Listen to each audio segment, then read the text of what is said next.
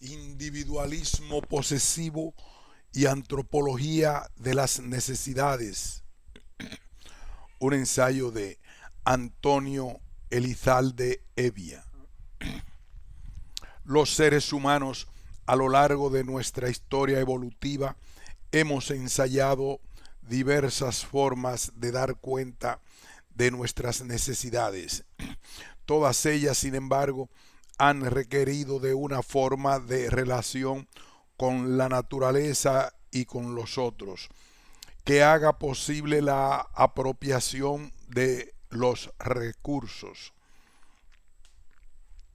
En las sociedades sin clases del pasado y en algunas que todavía sobreviven, la forma de apropiación fue predominantemente social o colectiva. Es la sociedad capitalista la que para su desarrollo requirió como condición necesaria la eliminación de toda forma de apropiación que no fuese individual, de modo tal que el capitalismo globalizado en el cual hoy vivimos ha terminado por reducir a su mínima expresión todos aquellos que fueron bienes comunes en el pasado. El capitalismo ha configurado un imaginario anclado en la creencia en la escasez como la condición dominante en el ámbito de la economía y desde allí ha combinado todos los ámbitos de la existencia humana. Al considerar la escasez como un principio casi equivalente al principio de realidad, los seres humanos nos vemos obligados casi compulsivamente a acumular todo aquello que teñimos con el atributo de la escasez y a defender lo acumulado haciendo uso de todos los recursos de los cuales disponemos. En la sociedad capitalista llega a ser considerado casi anormal o patológico el compartir cuando la emoción del compartir fue una condición constitutiva de la evolución de nuestra condición de primates humanos. Maturama, 1995.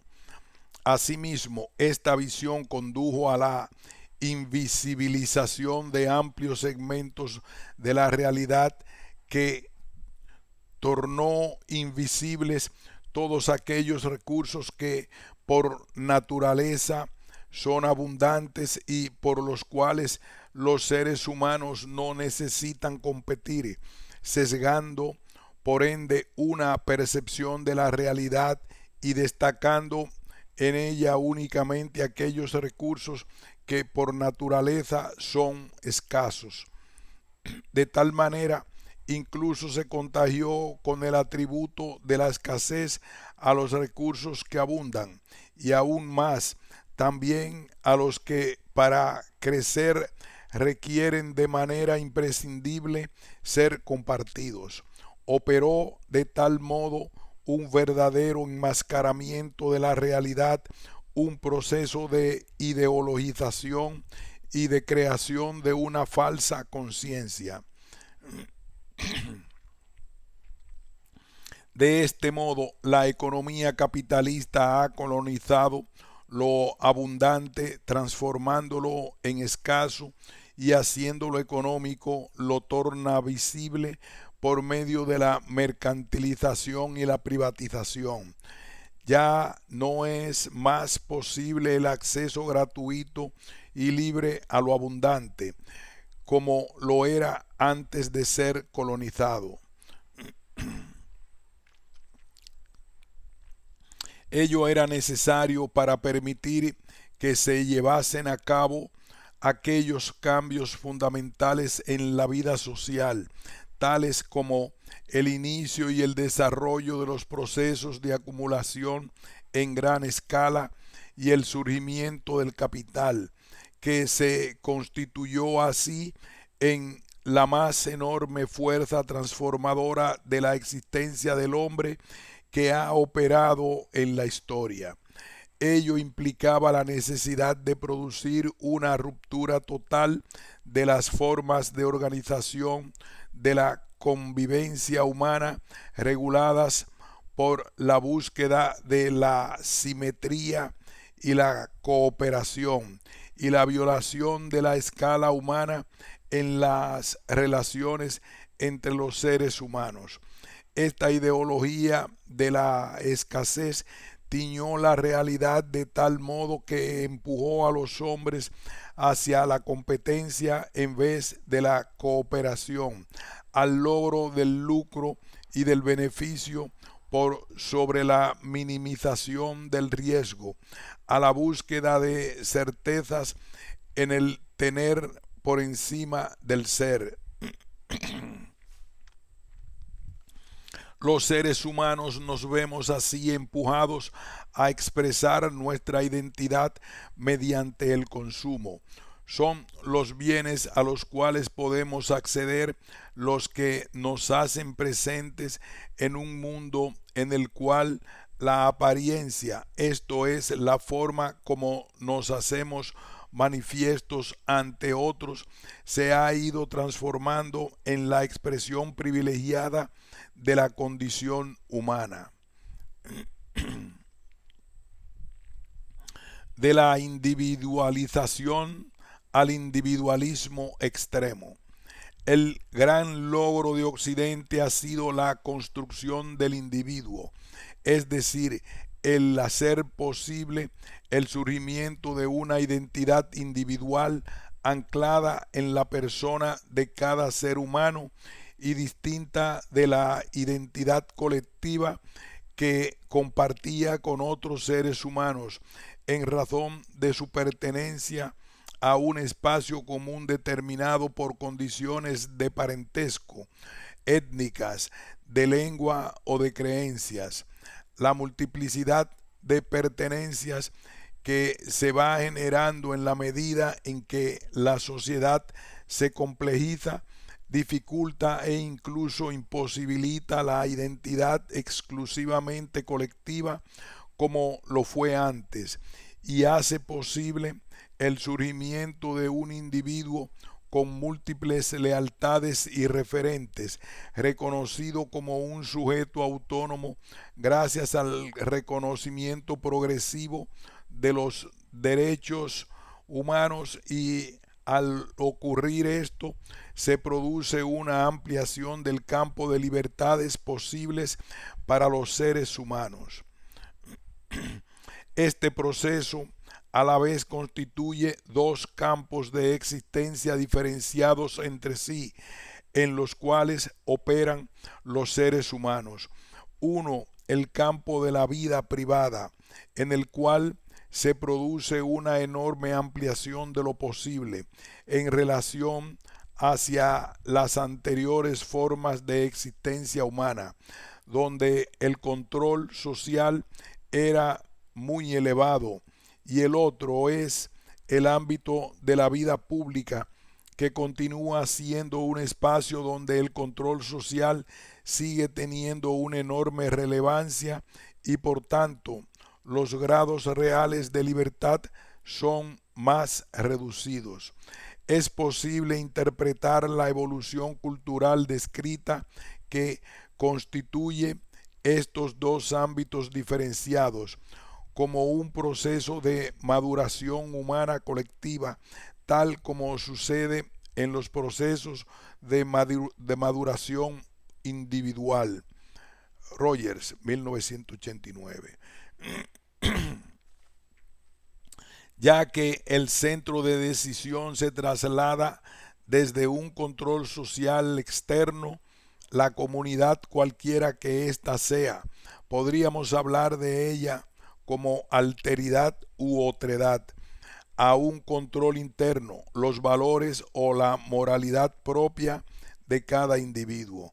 Es decir, un desplazamiento desde el hacer o no algo porque alguien me lo dice o recomienda, el temor al que dirán, a hacerlo como resultado de mis propias convicciones. Es así como en la reflexión moral se habla actualmente del paso desde una tradicional ética del mandato y de la obediencia a una ética del deber, que es donde hoy estaríamos y que requerimos transitar hacia una ética del compromiso y de la responsabilidad. Esto es una ética de la alianza. El capitalismo trata de empujarnos a consumir reconociendo esta dualidad anclada en nuestra naturaleza. Por un lado, nos trata de convencer apelando al juicio experto, a la domesticación publicitaria, al qué dirán, a la aceptación por parte de terceros, pero también busca instalarse e infiltrarse en el plano de nuestros deseos, de nuestros impulsos profundos, de nuestros temores y ansiedades y también de nuestra permanente búsqueda de felicidad. Sin embargo, este proceso de individualización ha sido empujado hasta un individualismo extremo, en el cual cada sujeto tiene solo como únicos referentes sus propios deseos, anhelos, ambiciones y apetencias, sin ninguna consideración por la necesidad de los otros. Un ejemplo de lo anterior es el surgimiento de la familia monoparental, esto es, aquella constituida por una madre o un padre solamente, ya no una pareja, sino una sola figura parental, lo cual muestra una incapacidad de convivir, de ceder algo para lograr construir un nosotros. Se genera así una búsqueda de una autonomía ilusoria que no reconoce la necesaria interdependencia de todo el ser humano. A lo anterior se puede agregar un fenómeno que ha emergido en los años recientes y que podría llamarse el hijo mascota. Muchas figuras públicas del mundo del espectáculo o del arte que deciden tener un hijo sin madre o sin padre, con el cual se busca reemplazar en muchos casos la compañía provista por algún animal doméstico o exótico, un pez, un perro, tortuga o salamandra, entre muchos otros tipos de mascotas. Del ser o tener al tener para aparentar. Al parecer hace ya mucho tiempo que la búsqueda del ser ha quedado botada en el camino. Como muy bien lo señaló hace ya varios años Erich Fromm, 1978, estamos en una sociedad donde la búsqueda del tener se ha transformado en el móvil fundamental de nuestra cultura. Sin embargo, en las últimas décadas hemos avanzado más aún en este proceso de trivialización y banalización. Hemos transitado desde una sociedad del tener a una sociedad del aparentar. Ya no importa tanto tener como sí aparentar que se tiene. Un par de anécdotas de sucesos relativamente recientes nos muestran esta enfermiza búsqueda de la apariencia. La prensa de Chile dio cuenta hace unos años atrás del hecho que al realizarse un control vehicular a los conductores se iban hablando por teléfono celular al conducir sus vehículos por una avenida que conduce hacia sectores residenciales de altos ingresos.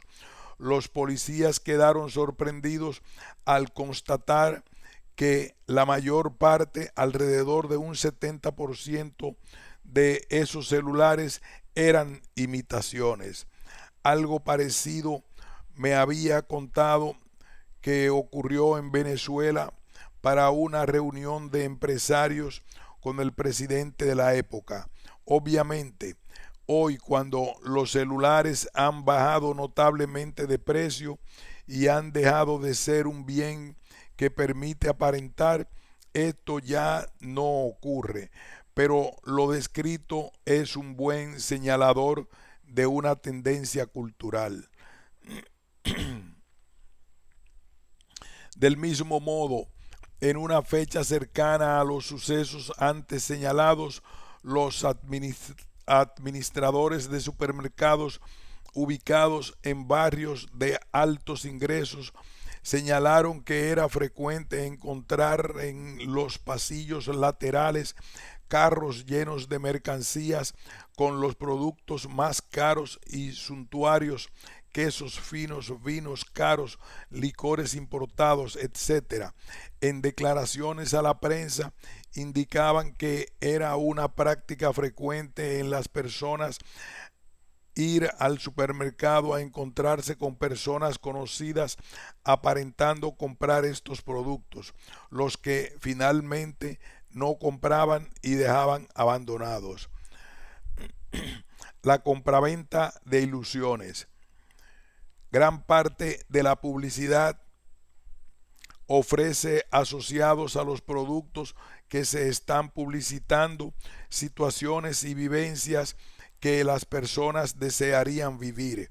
Es así como una marca de cigarrillo, de cerveza o de automóvil aparece en lugares donde todo el mundo quisiera ir. Una playa del Caribe o de la Polinesia, algún lugar en la selva amazónica o en alguna montaña de los Andes o las Rocallosas.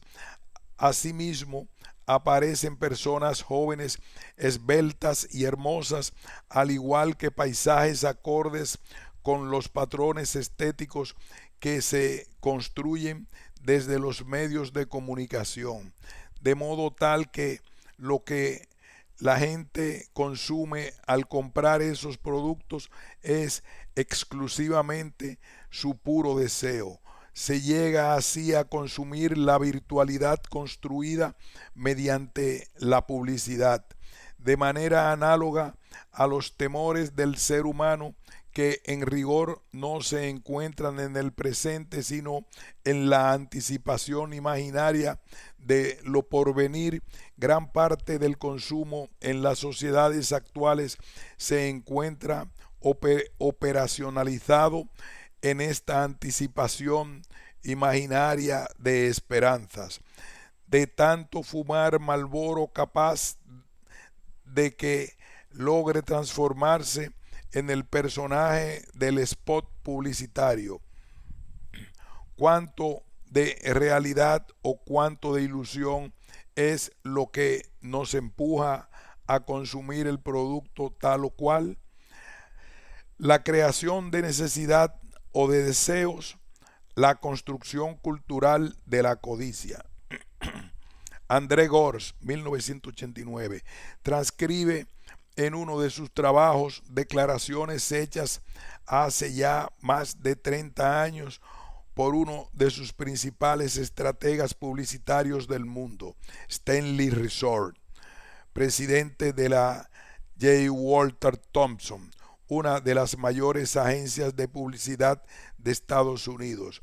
Resort afirma que cuando aumentan los ingresos, la creación de nuevas necesidades es lo más importante. Cuando se pregunta a la gente, ¿sabe usted que su nivel de vida aumentará en un 50% en los próximos 10 años?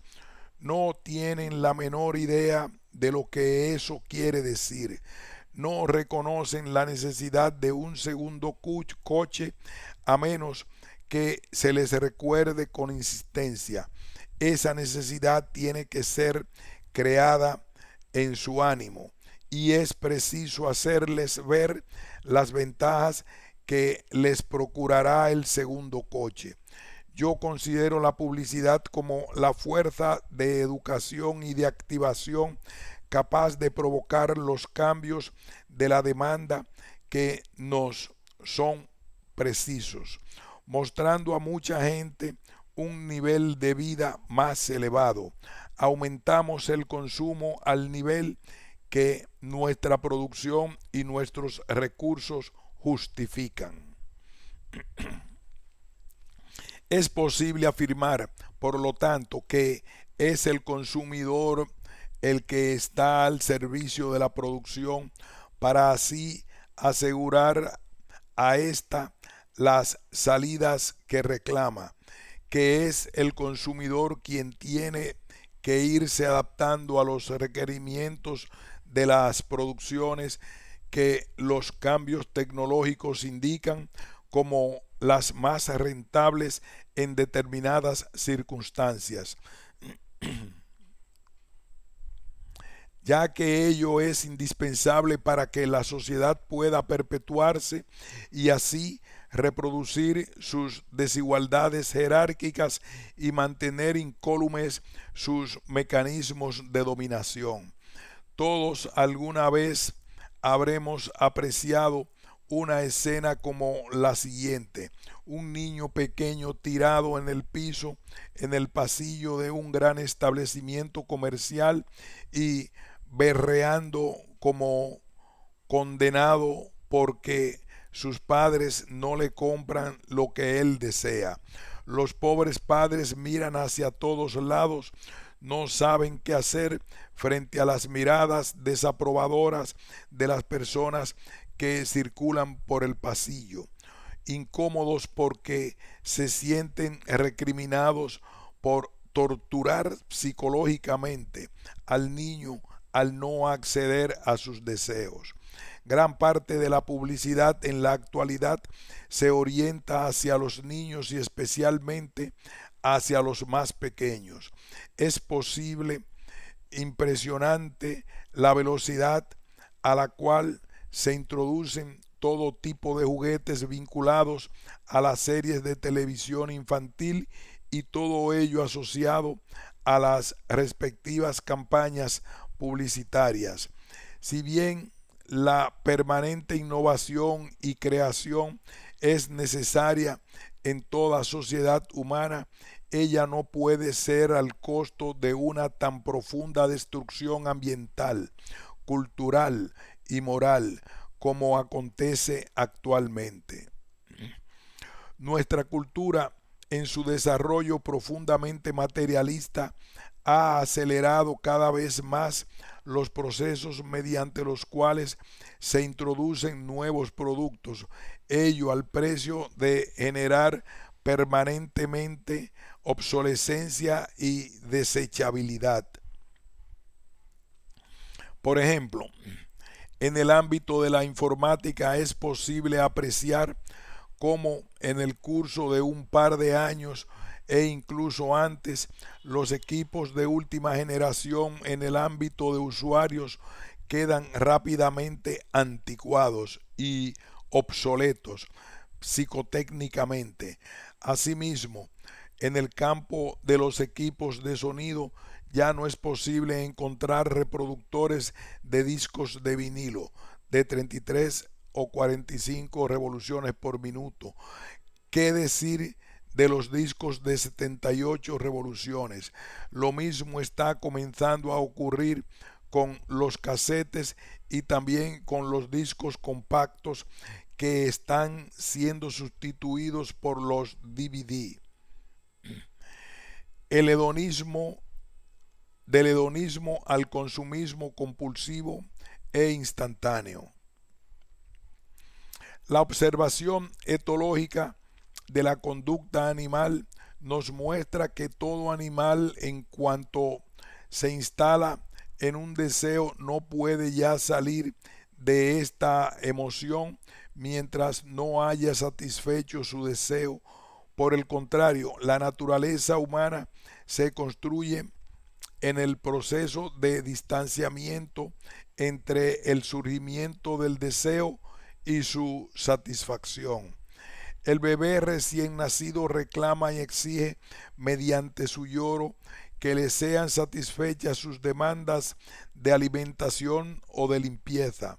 La madre, durante los días recientes a su nacimiento, en cuanto escucha ese reclamo, busca dar respuesta inmediata a sus reclamos, ya sea amamantándolo o cambiándole de pañales, sea durante el día o la noche, al cabo de un tiempo, sus propias necesidades de dormir y descansar le van haciendo descubrir la necesidad de ir restableciéndose al recién nacido un horario para dar cuenta de sus necesidades fisiológicas.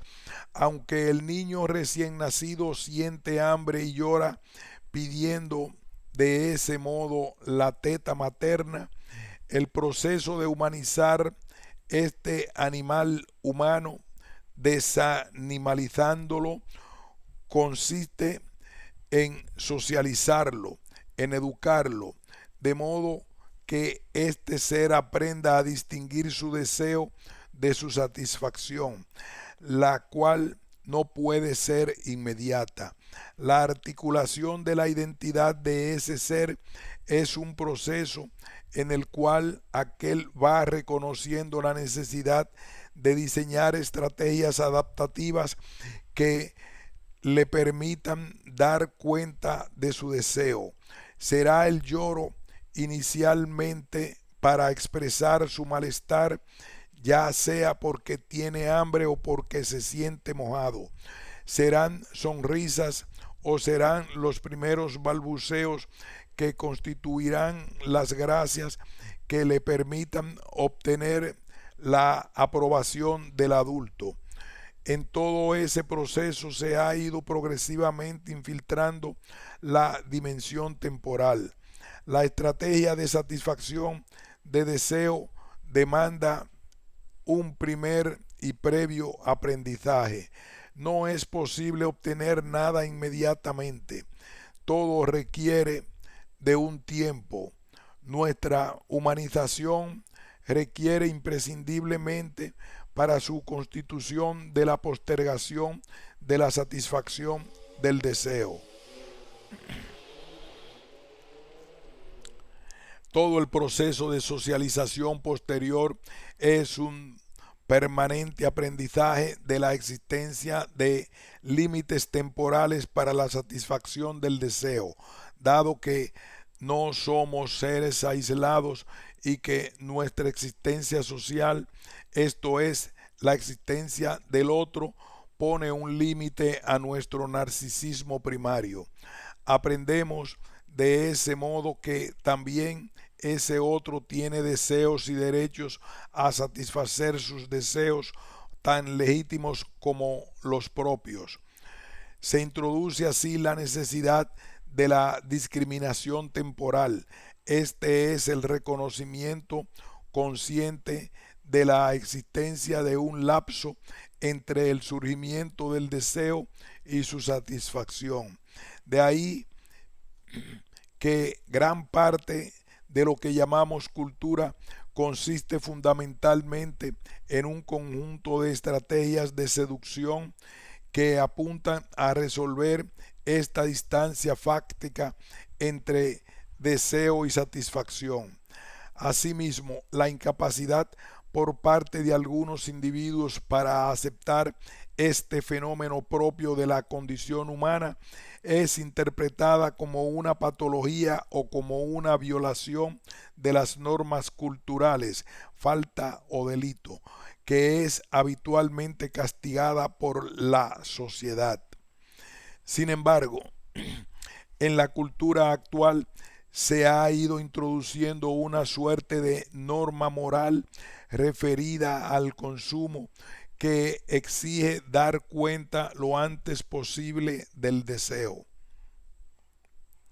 Parte importante del masaje publicitario se orienta a generar deseos en forma casi compulsiva, de modo tal que si éste se hace presente ante la conciencia, genera una sensación de vacío e incluso casi de dolor mientras no sea satisfecho.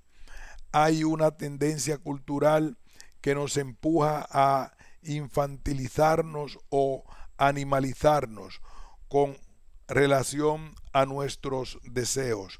Nuestra cultura nos empuja a consumir más y más compulsivamente y dar cuenta en forma inmediata e instantánea de cualquier deseo surgido.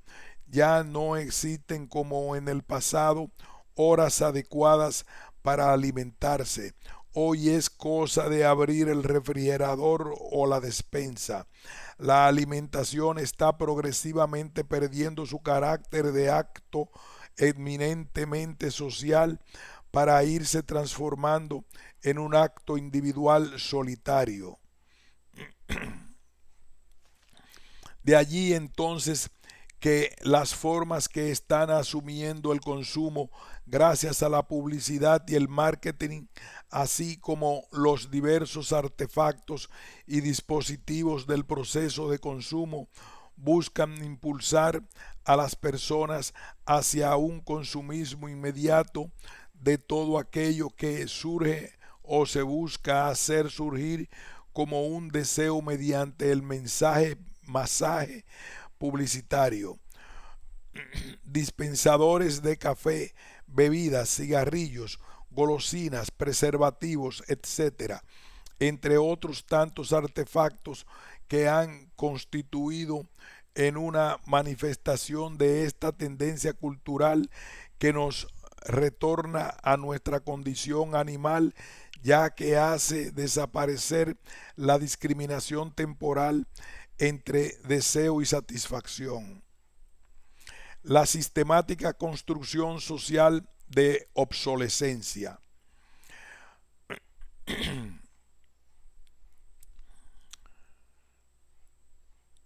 Pero por otra parte, lo anterior implica que la sociedad actual está generando una permanente obsolescencia del presente, ya que el consumo inmediato en cuanto surge el deseo implica que en cuanto éste es saciado, se refiere inmediatamente la atención hacia un nuevo deseo, hacia una nueva preferencia expresada en el consumo y hacia un nuevo producto que a muy corto plazo se transforma en obsoleto, y esto nos lleva nuevamente a consumir la versión actualizada, de tal modo que la velocidad del cambio en la materialidad de la existencia es de tal magnitud que las experiencias adquiridas se desvalorizan rápidamente.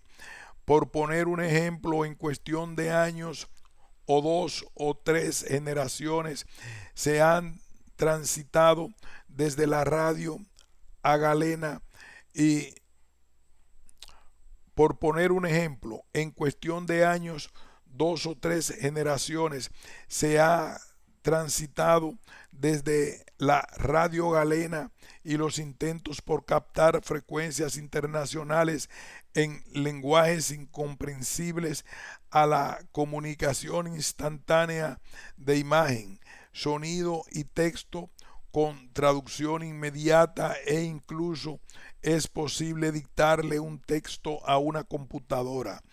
Es así como el presente se diluye ante un futuro que se torna avasallador, pero que tan pronto se torna en realidad y en experiencia, estas ya están obsoletas.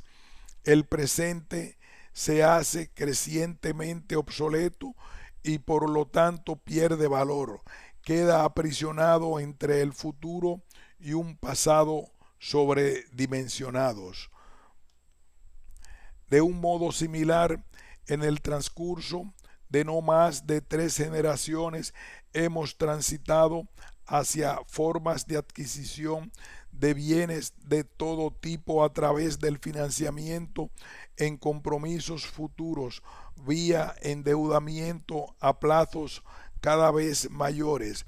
En un pasado no tan lejano tal vez, para las generaciones nacidas a comienzos del siglo pasado, la práctica social dominante era la adquisición de bienes de consumo durables como los ahorros, que habían sido producto de largos periodos de privaciones pasadas, y solo en el caso de una tragedia o de una inversión significativa para el bienestar del grupo familiar se recurría a algún tipo de endeudamiento, siempre y cuando éste no comprometiese significativamente las decisiones futuras. Pero en la actualidad se observa además, gracias a la creciente creditación y plastificación del dinero, una tendencia hacia algo que podríamos denominar como una obsolescencia del futuro. Las personas consumen cada vez más con cargo a sus ingresos, ya no presentes, sino que futuros, configurándose así una psicología de deudor y reduciéndose así los grados reales de libertad humana. La gente que había tenido previamente una ética de ahorrar hasta lo que podían dar, ahora aprendió a comprar a crédito, a comprar ahora y pagar después, o mejor aún, compre ahora y pida prestado después. Nos encontramos entonces con la paradoja de que para desplegar lamentada libertad de elección en el consumo presente, reducimos nuestros grados de libertad futura y paralelamente adquirimos bienes que nos confieren en el presente mayor calidad de vida, comprometiendo nuestro bienestar futuro. ¿No estamos por medio de estos mecanismos sociales avanzando hacia una obsolescencia del futuro?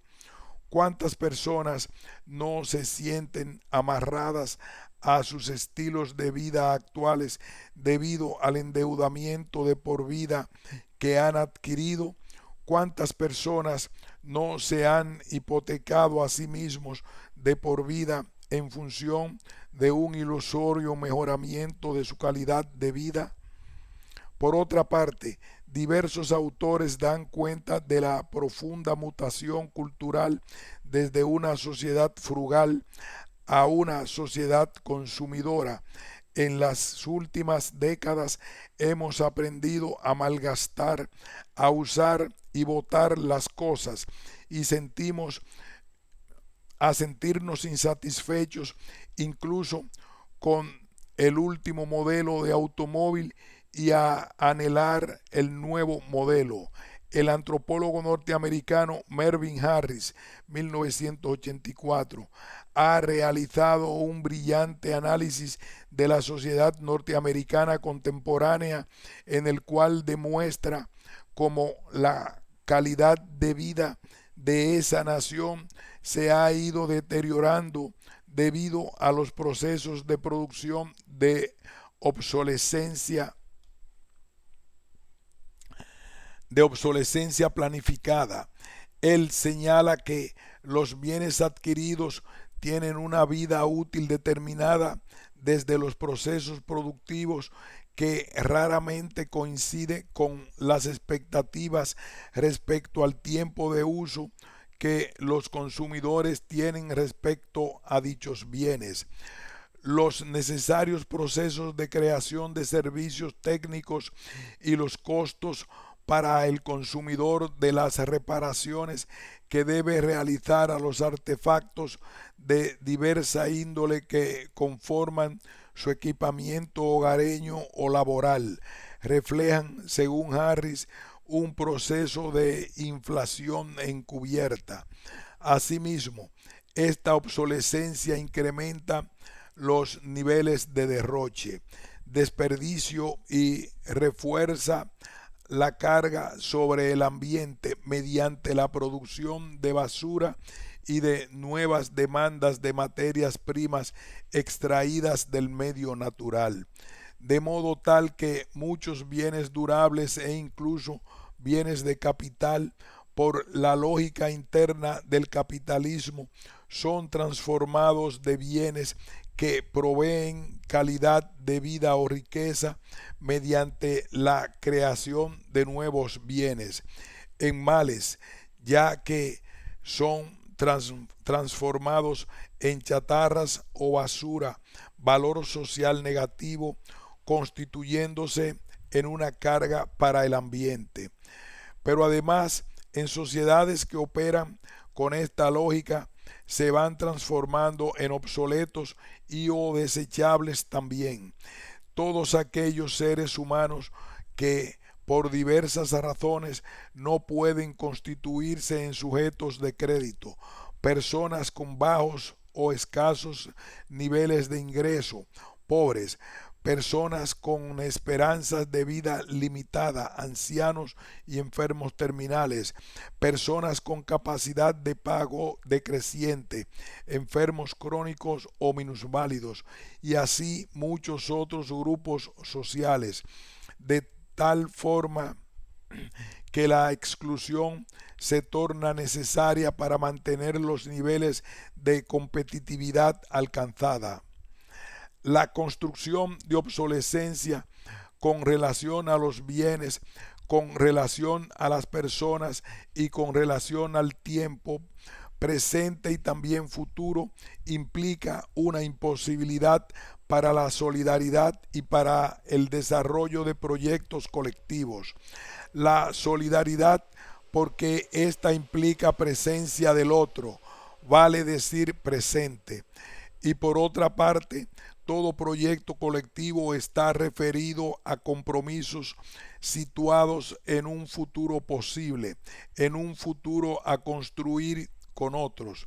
De allí entonces que el consumismo compulsivo e inmediata conduce inevitablemente a imposibilitar la solidaridad y el futuro. De allí entonces que el consumismo compulsivo e inmediatista conduce inevitablemente a imposibilitar la solidaridad y el futuro, al imposibilitar los proyectos humanos, que son los que al constituirse en promesas e hipótesis y en utopías, esto es, en sueños compartidos, hacen que éste se constituya en referente fundamental para los seres humanos.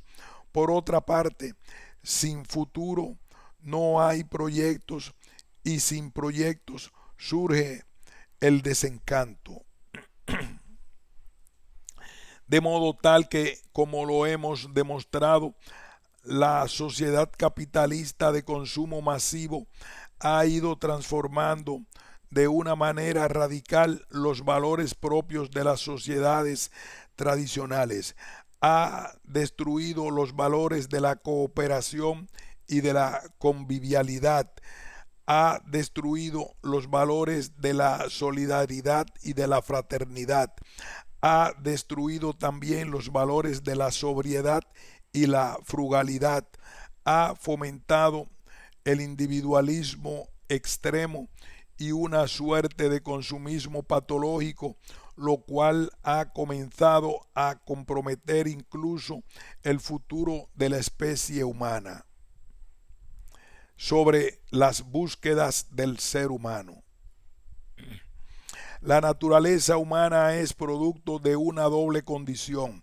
Nuestra condición de mamíferos, esto es, de animales que se desarrollan desde el momento de su gestación en el útero de la hembra y nacen mediante una expulsión del útero materno, y la existencia de una conciencia, esto es, una capacidad reflexiva sobre nuestra propia existencia o condición, incluida el nacimiento mediante la expulsión. De allí que el relato bíblico de la expulsión del paraíso sea no solo una metáfora, sino que incluso sea vivenciado por el ser humano como una realidad. Cuánto dolor inconsciente es producto del sentimiento de rechazo o de pérdida propia de un mamífero consciente de su forma de nacer. ¿Qué cicatrices llevamos en nuestra memoria genética? ¿Cómo hay aún por cicatrizar en nuestro interior producto de esa herida primigenia? Tengo la convicción que es en este sentimiento de pérdida y rechazo donde radica la explicación para la gran parte de todas las búsquedas humanas.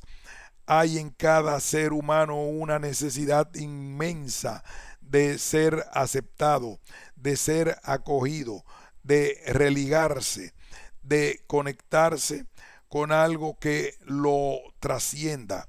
Sin embargo, esta necesidad se ve imposibilitada por la creencia instalada en nosotros respecto a la existencia de una concepción de un mundo regido por la escasez. Esta es una construcción ideológica que es fundamental erradicar. La ideología dominante nos reduce al ámbito de lo posible, acota y limita nuestros sueños, invisibiliza amplios segmentos de la realidad, nos impide confiar y amar sin cálculo, dificulta nuestra solidaridad y compasión.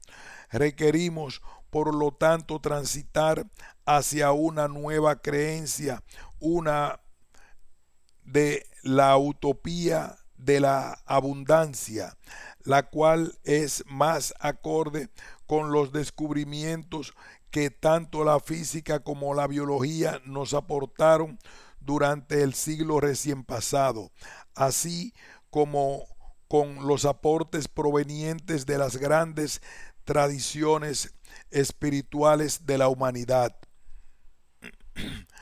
Desde la lógica de la escasez a la utopía de la abundancia. La lógica de la escasez surge del hecho de que, como algunos recursos, los económicos, son escasos y limitados, hemos tendido a ver todos los recursos como limitados y hemos hecho invisibles todos aquellos recursos que son abundantes.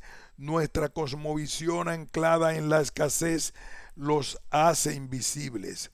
Es necesario develar el profundo error que subyace tras la visión de la realidad gobernada por el paradigma economicista.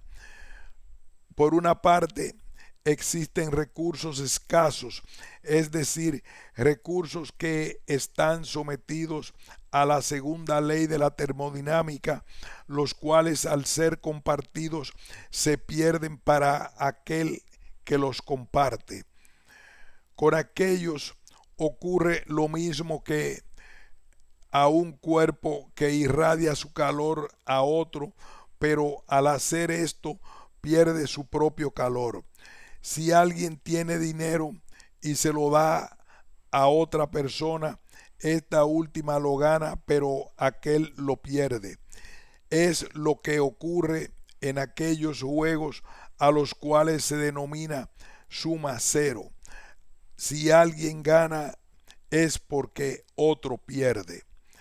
Este tipo de recursos opera dentro de una lógica en la cual los fenómenos o acontecimientos se encuentran vinculados unos a otros en relaciones de causalidad y o secuencialidad. Unos se ubican antes y otros después. Unos se encuentran en el origen y otros en el resultado. A los primeros se les denomina causas y a los otros se les llama efectos. Pero también para otros efectos cuando ya no se busca el explicar, sino el operar sobre la realidad con un propósito determinado, se denominan los primeros medios y a los segundos fines. Estos recursos actúan en consecuencia inmersos en relaciones lineales monocausales. En este razonamiento se ha buscado incrementar en el máximo grado posible la relación de adecuación o coherencia existente entre los primeros y los segundos, y a eso se le llama eficiencia. El abuso en esta forma de razonar sobre el universo y de buscar imponer nuestra voluntad a toda costa sobre la realidad nos ha conducido a un creciente divorcio entre medios y fines, entre procesos y metas. Vivimos actualmente